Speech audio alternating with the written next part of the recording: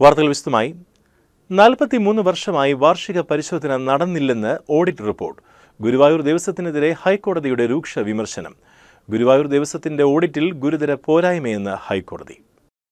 Online വഴിപാടുകളുടെയും digital പണമിടപാടുകളുടെയും കാര്യത്തിലാണ് കോടതി രൂക്ഷ വിമർശനം ഉന്നയിച്ചത്. ആവശ്യമായ വിവരങ്ങൾ ദേവസ്വം അധികൃതർ കൈമാറിയില്ലെന്ന് ഓഡിറ്റ് വിഭാഗം കോടതിയെ അറിയിച്ചു.